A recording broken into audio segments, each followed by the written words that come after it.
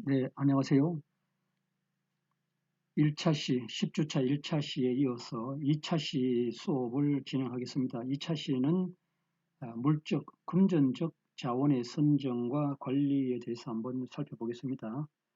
먼저 교육 장소 및 시설의 선정과 관리인데요.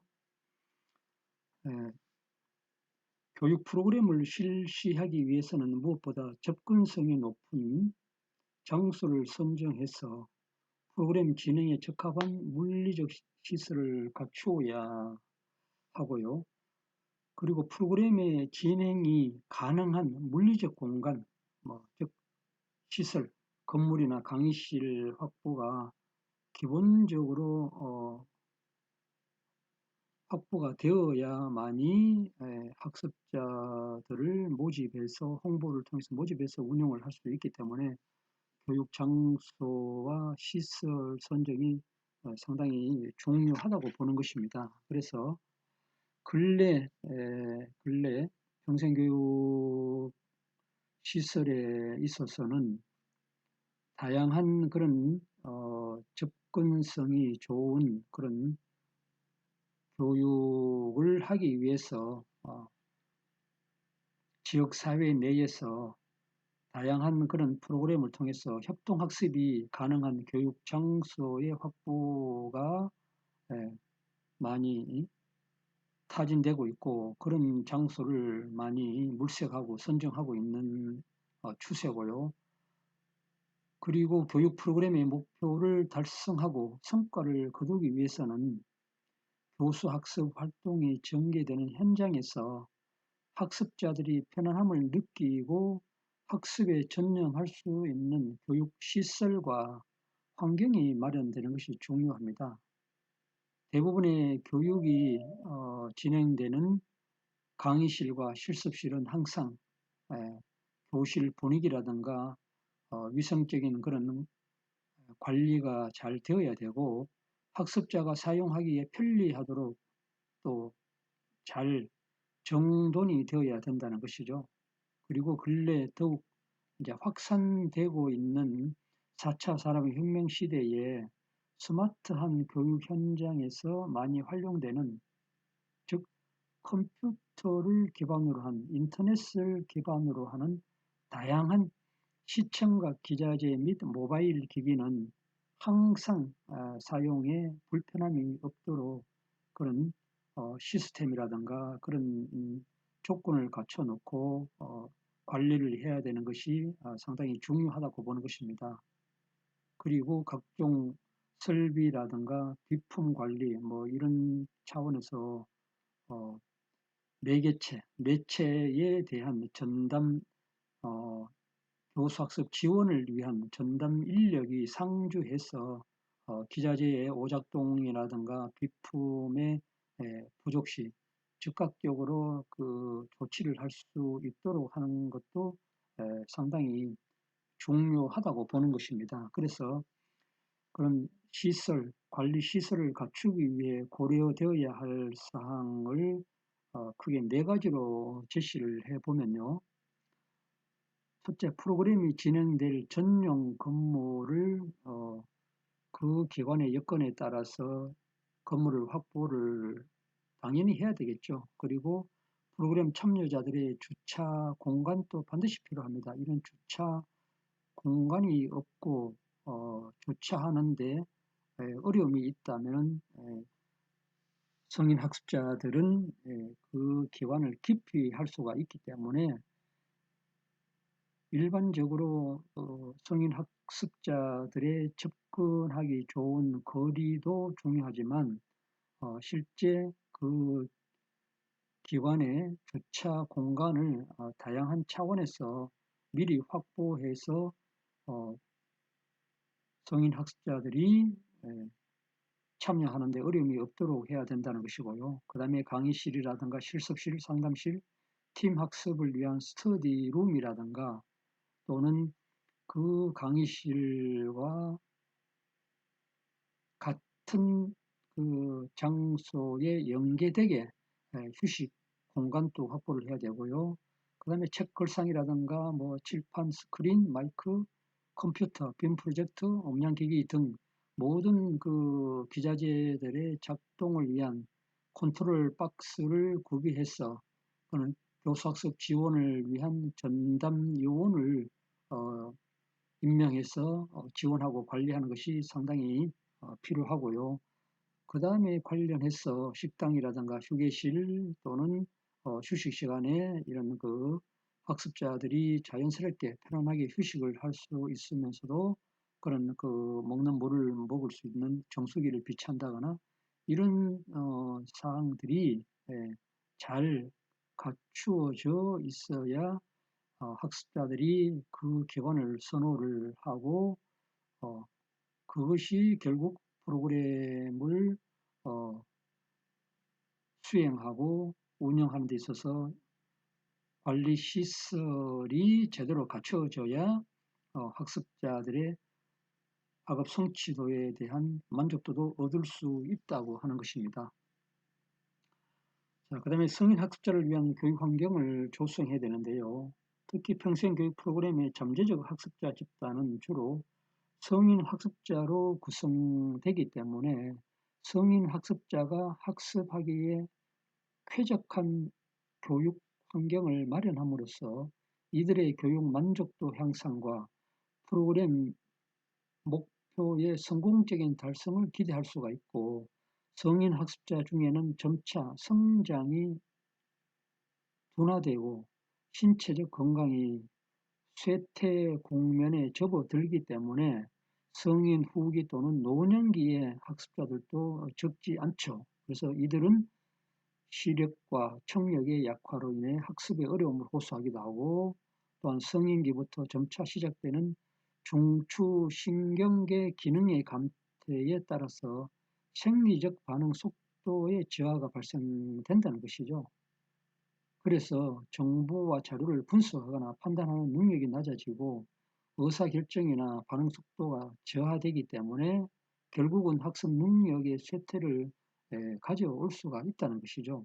이런 것도 잘 고려를 해야 된다는 것입니다. 그래서 프로그램 운영 관리자나 교수자는 성인 학습자들이 젊은 사람에 비해 학습 속도가 늦거나 이해도가 낮을 수도 있다는 것을 인식을 하고 이러한 특성을 고려한 시설과 환경 구성에 힘써야 될 것이죠. 예를 든다면은 성인 학습자는 젊은이에 비해서 좀 더 여유 있는 학습 공간을 선호하는 경향이 있죠. 그래서 교육 장소는 참여 인원의 숫자에 비해 비좁다는 느낌이 들지 않도록 해야 되고 어느 정도 개인적인 공간의 확보가 가능하도록 선정하는 것이 좋겠죠. 그리고 책상과 글상 역시 일반 학생들보다는 성인 학습자가 사용하기에 편하도록 크기와 높이가 알맞고 이동 가능하면서도 안락한 것으로 구비해 놓을 필요가 있고 또 학습이 일어나는 공간의 조명도 시력 약화를 경험하는 성인 학습자가 읽고 쓰기에 어려움이 없도록 적절한 조도를 유지하는 것도 필요하고요. 여러 가지가 있지만 또 근래 환경 친화적인 요소에 대한 인식이 더욱 높아지고 있는 추세이기 때문에 강의실을 비롯한 학습 환경 조성에 상당히 학습자를 위해서 신경을 써야 된다는 것입니다. 그래서 평생교육 프로그램에 참여한 성인 학습자를 위한 바람직한 교육 환경을 구성하기 위해서 반영할 사항을 보면요. 첫째, 강의실 등 교육 장소의 크기는 성인 학습자들이 불편함을 느끼지 않도록 적절한 공간이 확보될 수 있도록 해야 되고 둘째, 성인 학습자의 쇠퇴하는 시청각 능력 및 반응 속도를 감안해서 책상, 의자, 조명 등 환경에 대한 그런 적절한 그런 구성에 맞게 해야 되고 또 강의실 내의 책, 글상, 기자재, 또 성인 학자의 학습을 촉진할 수 있도록 적절하게 배치할 수 있는 다양한 방법을 강구해야 된다는 것입니다. 교실 환경에 따라서 또 교수자의 그 교수 방법에 따라서 교실 내에 다양한 그런 학습 분위기를 조성하기 위해서 책걸상을 잘 조정하고 이동하고 재배치할 수 있는 그런 교실 환경을 만들어 놓는 것이 중요하다는 것입니다. 자, 그 다음에 교육 장소의 배열인데요. 교수자는 교육 프로그램을 효과적으로 진행하기 위해서 교육이 실시되는 강의실 내의 배치를 교육 프로그램 특성과 목적에 따라 다양하게 전개할 수 있도록 해야 된다는 것입니다.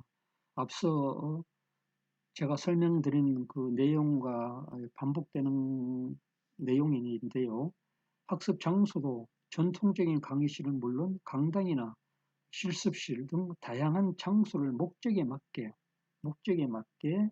자유롭게 사용할 수 있도록 미리 준비를 해야 되고, 준비 또한 수업 내용을 구성할 때 예를 든다면 강의법을 사용하려는 교수자는 좌석 배치 유형을 U자형이나 사선형으로 배치할 수도 있고, 또 극장과 같은 배열이나 반원형의 계단식 강의실처럼 구성하는 그런 방법도 강구할 수가 있고요.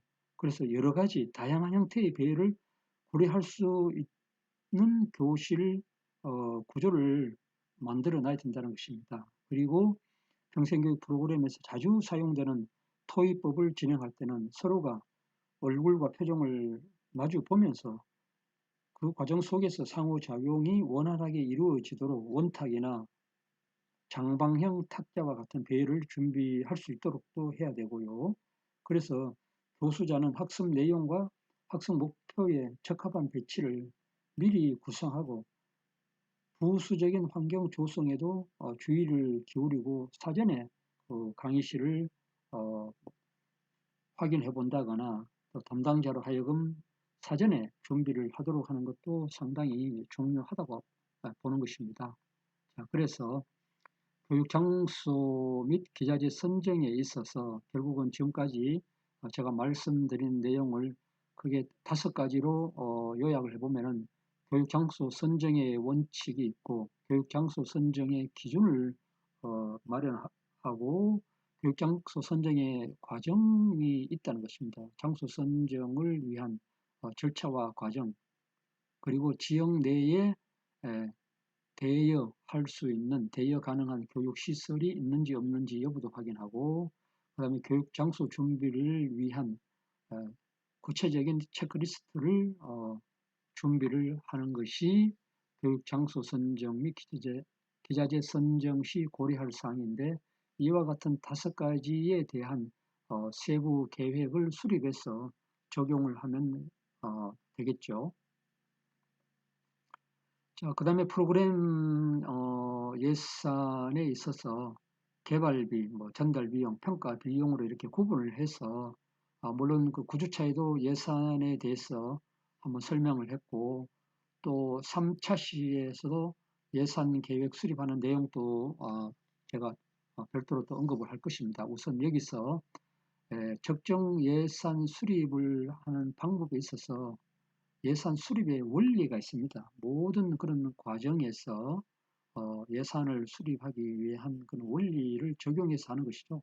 특히 여기서는 이제 평생교육기관의 그 시설에서의 예산 수립을 하는 그 원리를 여기 나와 있는 9가지를 적용해서 예산 수립을 하게 되면은 아마 경제적이고 효과적으로 프로그램을 운용 할 수 있지 않을까 그런 생각을 해봅니다. 그래서 예산 승인과 재정 담당자도 사전에 고려를 하고요. 그 다음에 교육 참가자들의 기회 비용도 비용에 반드시 고려해야 된다. 그 다음에 시설물의 감각 삼각비도 고려하고, 그 재정의 충당금과 보조금도 사전에 그 확인하고 지원을 받을 수 있으면 지원을 받아서 예산을 확보해 놓는 것도 필요하고요. 교육 개발 비용과 평가 비용, 그다음에 수업료 이외의 수입원도 고려해야 되고, 그다음에 성인 학습자들의 참여자들의 수업료 부담 정도도 어느 정도 정해야 되겠죠. 너무 학습자들에게만 부담을 지워서는 안 되기 때문에 적정한 부담 정도도 고려하고 비용이 정확히 측정돼야 됩니다. 어느 정도. 그 다음에 실질적이고 합리적인 그런 접근 방법을 사용해서 최소의 비용으로 최대의 그런 그 교육적인 성취도를 높일 수 있는 방안을 강구해야 되겠죠. 그 다음에 프로그램 비용 감소를 위한 전략입니다. 11가지로 제가 제시를 했는데요. 첫 번째, 프로그램을 계획하고 운영하고 평가하는데 필요한 담당자의 수를 가급적이면 핵심 요원들로 하여금 하고 수를 줄이는 것이 비용 감소를 할 수가 있겠죠. 그리고 비영리 기관인 경우에는 참가자 수도 줄여야 되고, 저렴한 학습 형태와 테크닉을 잘 활용하고, 그 다음에 성인 학습자들로 하여금 그들의 음식과 간식을 가급적이면은 개별적으로 준비하게 하는 것도 도움이 된다는 것입니다. 그리고 현재 프로그램을 줄이고 구성을 타이트하게 운영하고, 그 다음에 참가자들의 기회 비용을 줄이기 위해서 야간 수업도 고려해 보는 것도 비용 감소에 도움이 될 수 있고요. 그 다음에 참가자들에게 모든 자료를 제공하기보다는 도서관에서 빌리게 하고, 교수 자료를 줄이기 위하여 기관 내의 교수자를 활용해 보기도 하고, 프로그램에 대한 엄격한 평가를 통해서 불필요하게 제공되고 있다고 생각하는 행동, 이런 또 전반적인 지원 등은 삭제를 하는 것이 좋고요. 교육의 본질에 관계없는 비용은 과감히 줄여 나가야 되겠죠. 그리고 합숙 교육 방법만이 아닌 자기 주도 학습이라든가 원격 교육 방법도 고려해 본다면은 프로그램에 대한 비용을 줄일 수 있는 전략이 아닌가 생각해 봅니다. 그 다음에 재정 확보 방법도 참여자의 학습비 부담을 증가시키고, 기관 단체 일반 재정으로 충당하는 방법도 고려해 보고요. 그 다음에 국가 또 지방자치단체 등의 공적 자금 관련 사업에 제한해서 선정이 되도록 한다거나, 또는 개인 및 기관으로부터 기부금을 획득하는 방법도 한번 재정 확보 차원에서 좋은 방법이 되기 때문에 이와 같이 4가지에 대한 그런 방법도 고려해 보는 것도 현명한 방법이 되겠습니다. 자, 그다음 프로그램 재정의 적정 수준을 결정하기 위한 원리인데요. 먼저 프로그램에 필요한 비용과 수입을 고려해서 재정 운영 목적을 수립을 해야 되고, 수입을 확보하기 위한 세부 계획도 세우고, 비용은 공인을 받아서 사용해야 되고요. 모든 재정상의 거래는 정확하게 기록되어야 됩니다. 그리고 모든 회계사항은 적어도 1년에 한 번씩 관계자에게 보고는 반드시 해야 되고 투명하게 해야 되고, 이러한 기록은 실제 비용과 수입의 항목에 따라 구성되어야 된다는 것입니다. 실제 비용이 얼마고 수입 항목에 어떤 수입에 어떻게 적용이 되었고 수입이 되었고, 이런 것도 정확하게 구성되어야 되고, 모든 프로그램을 무료로 하는 것보다는 교육에 참여를 위해서는 일부 수익자 부담을 하는 것도 오히려 수익자, 학습자 입장에서는 돈을 지불하고 배운다는 그런 생각을 갖고 있기 때문에 출석률이라든가 수업의 만족도를 높일 수 있는 하나의 방법이 될 수도 있습니다. 그 다음에 예산 편성의 절차도 예산 편성 그 기관의 지침을 통해서 금년도 같은 금년도 교육 중점 사항에 대해서 그 중점에 대한 실현하기 위한 교육 계획을 수립을 하고, 그 교육 계획을 구체적인 그 계획이 수립이 되면은 그 계획에 대한 영역별 교육 예산을 편성하게 되고, 이 편성하게 되면 이제 교육 예산을 확정하고 승인을 받고 승인을 하고, 그 다음에 승인 예산에 대한 교육 계획에 따라서 구체적으로 재편성을 한다는 것이죠. 실제 예산 편성 절차는 이와 같이 순환적 피드백 환류 시스템을 적용해서 어느 부분에 비용이 많이 들고 낭비가 되고 이런 것도 확인을 할 수가 있고, 이런 피드백 분석을 통해서 명확한 예산 편성을 할 수 있다는 것입니다. 경비 산정, 소요 경비에 따른 예산 측정과 소요 경비, 전반적인 프로그램에 대한 소요 경비에 따른 예산 측정, 그 다음에 프로그램 과정과 기능적인 분리에 따른 예산 측정하는 두 가지 방법이 있고요. 그 다음에 학습비 결정 방법은, 첫 번째 학습비 결정의 접근 방법은 전체 비용 가격에 기초한 가격 결정이 있고, 그럼 시중에 다른 기관의 현재 가격에 의한 가격 결정하는 방법이 있고, 그 다음에 이윤주의에 의한 가격 결정 방법이 있습니다. 이 세 가지 절차 방법이 있다는 것도 한번 확인을 하기 바랍니다. 그 다음에 프로그램 수강료 책정 방법도 있죠. 이것도 사실 상당히 성인 학습자들 입장에서는 상당히 중요한 방법이 될 수 있는데요. 일반적인 수강료 책정 방법으로서는 총 수입 그리고 지출 내용을 토대로 손익분기점 분석 방법을 많이 적용을 하고 있습니다. 그래서 여기서 손익분기점 분석 방법은 총 수입액과 그 기관의 총 수입액과 총 지출액이 같은 금액이 되도록 수강료를 책정하는 방법이죠. 이런 방법이 손익분기점 분석 방법이라고 하는데, 결국 총 수입 내역을 A로 한다면 총 경비 내역을 B, 최소 참가자 수를 C, 수강료를 D로 정했을 때 수강료 결정 공식은 D는 B-C의 B-A의 A분의 C이다. 이렇게 손익분기점 분석 방법을 적용할 수가 있고요. 그 다음에 최소 참가자 수의 결정 방법이 있는데, 이것은 최소 참여자 수, 마찬가지 손익분기점은 프로그램 운영 고정으로 들어가는 비용과 프로그램의 수강료에서 참가자 1인당 가변 비용을 빼는 것이죠. 이렇게 해서 최소 참가자 수의 결정 방법이 있다는 것입니다. 자, 어쨌든 이렇게 해서 2차 시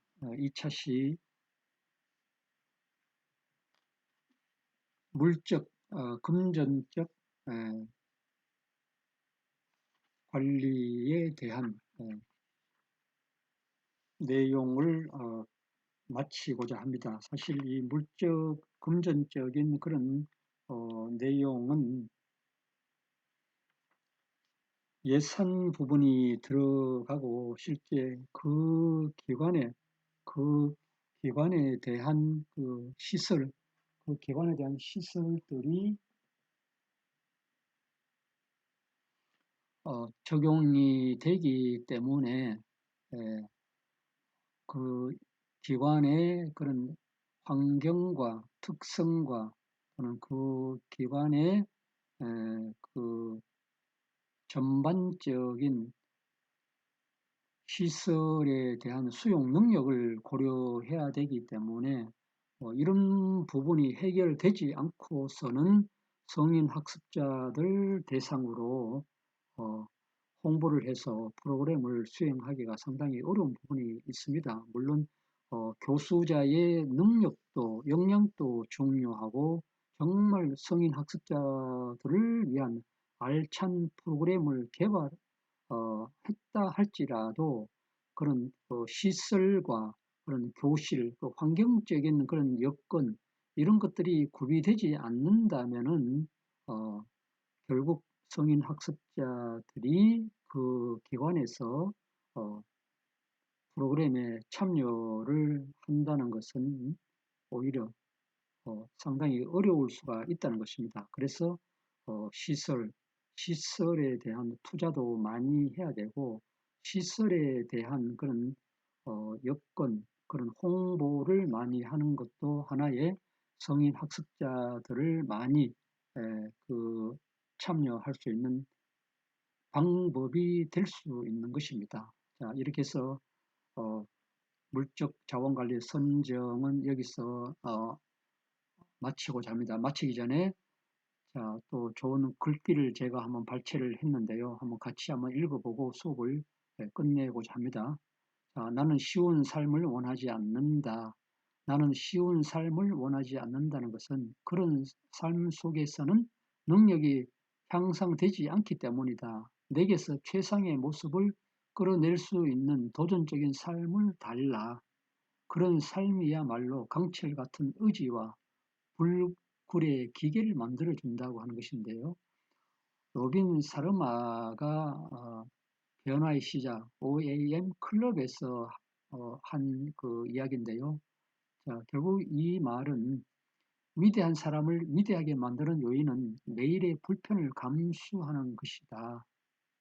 위인들은 비전과 이상, 포부를 위해 고통을 감수했고요.